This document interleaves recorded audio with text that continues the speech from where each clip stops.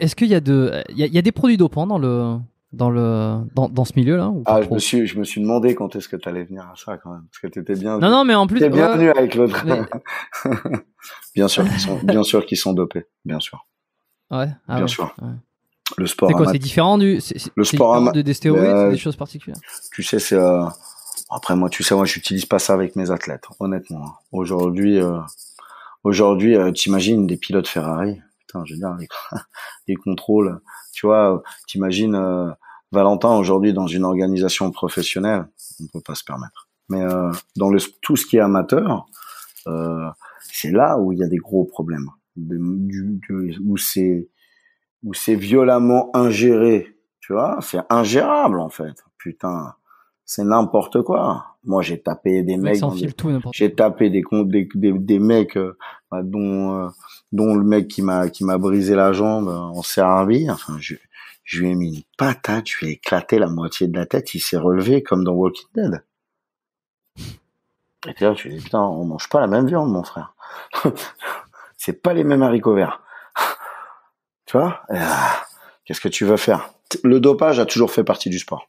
Aujourd'hui, c'est les gens du MMA, hein, ils te diront qu'ils sont pas dopés, ils te diront machin. Et moi, j'ai vu des transformations physiques d'athlètes qui sont maintenant en Suisse, sans citer de nom, il se reconnaîtra. Tu fais pas ça qu'à la Volvic, mon frérot. Arrête, tu vois. Donc, bien sûr que c'est connu, quoi qui est pris? J'en sais rien. Moi, je suis pas à leur place. Ça, je suis pas à leur place. Non, mais je sais sûr. pas, généralement, est-ce que c'est plus des stéros, c'est des Moi, aujourd'hui, j'ai eu recours à la testostérone. Après ma blessure pour la jambe, sous contrôle médical, donc prescrit, j'ai eu recours à des stéroïdes, ce qu'on appelle, c'est-à-dire à des produits dopants, hein, la testostérone, prescrit par un médecin pour que ma reconstruction musculaire reprenne un peu plus vite le dessus sur toute la problématique articulaire que j'ai eue au genou. Ça a été contrôlé par des médecins, bien sûr évidemment avec une licence suspendue, pas annulée ou destituée par une organisation, suspendue sous contrôle médical. Si aujourd'hui on le contrôle, il sera parce que voilà, tu vois. Mais bien sûr que moi j'ai eu recours à ça, mais sous contrôle médical. C'est-à-dire aujourd'hui, les gens qui se dopent comme ça, écoute, chacun fait ce qu'il veut de sa santé et chacun fait ce qu'il veut de sa conscience. Moi, ça me regarde pas plus que ça.